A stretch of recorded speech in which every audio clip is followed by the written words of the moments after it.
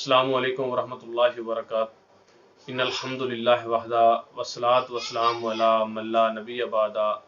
अम्मा बाद फ़अऊज़ु बिल्लाहि मिनश शैतानिर रजीम। बिस्मिल्लाहिर रहमानिर रहीम। मुअज़्ज़ज़ सामीन और सामियात, जैसा कि आप जानते हैं कि जन्नत में ले जाने वाले अमाल का सिलसिला शुरू किया हुआ है। आज इस सिलसिले का 14वां अमल आपके सामने रखेंगे।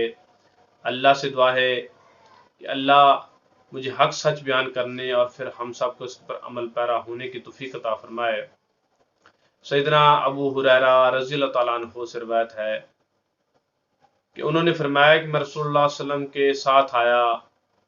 रसूलुल्लाह सल्लल्लाहु अलैहि वसल्लम ने एक आदमी को कुल हुवल्लाहु अहद अल्लाहु समद यानी सूरत इखलास पढ़ते हुए सुना, तो रसूलुल्लाह सल्लल्लाहु अलैहि वसल्लम ने फरमाया वाजिब हो गई। मैंने पूछा या रसूलुल्लाह क्या चीज़ वाजिब हो गई? रसूलुल्लाह सल्लल्लाहु अलैहि वसल्लम ने फरमाया जन्नत वाजिब हो गई।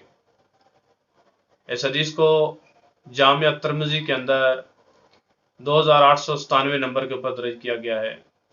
यानी अबू हुरैरा रज़ी अल्लाह अन्हु अल्लाह के रसूल के साथ थे, तो वहाँ पे एक आदमी को उन्होंने सूरत इखलास पढ़ते हुए सुना, तो रसूल सल्लल्लाहु अलैहि वसल्लम ने फरमाया कि इस बंदे के ऊपर जन्नत वाजिब हो गई।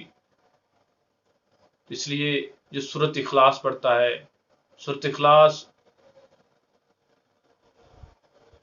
जिसके अंदर अल्लाह ताला की वादनीयत का जिक्र है, ये इसमें आज़म है।